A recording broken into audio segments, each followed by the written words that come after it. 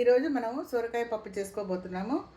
దానికి కావాల్సిన ఇంగ్రీడియంట్స్ ఏమేమి కావాలో చూపిస్తున్నాను. ఒక కప్పు పప్పు కడుక్కొని ఇలా పెట్టుకోవాలి. దీంట్లో మనకి సొరకాయ, టమాటో,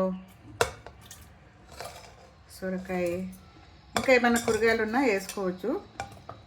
ఇంకా ఉల్లిపాయలు, పచ్చిమిర్చి,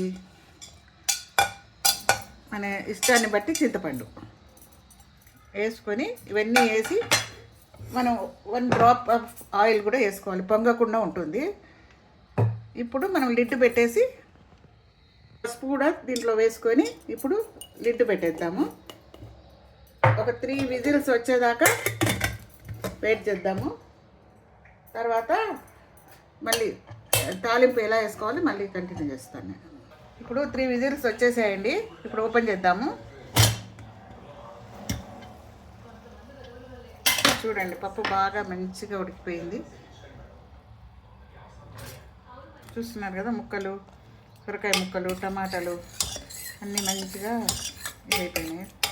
ఇప్పుడు మామూలుగా అయితే పప్పు గుత్తితో రుద్దుతారు. ఇప్పుడు కాలేజీలో, హాస్టల్లో ఉండే పిల్లలు రూమ్లో ఉంటారు కదా, బ్యాచిలర్స్కి మామూలుగా దీంతోనే స్పూన్తో ఇలా ఇలా అంటే అది మెత్తబడిపోతుంది.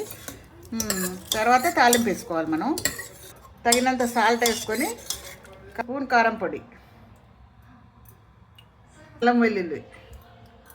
ఇప్పుడు తాలింపు చేసుకుందాం. తాలింపు గురించి నూనె పోసాను, వేడెక్కింది.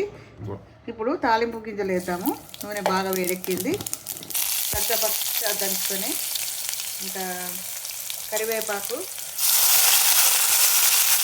పప్పులో వేసుకోవాలి.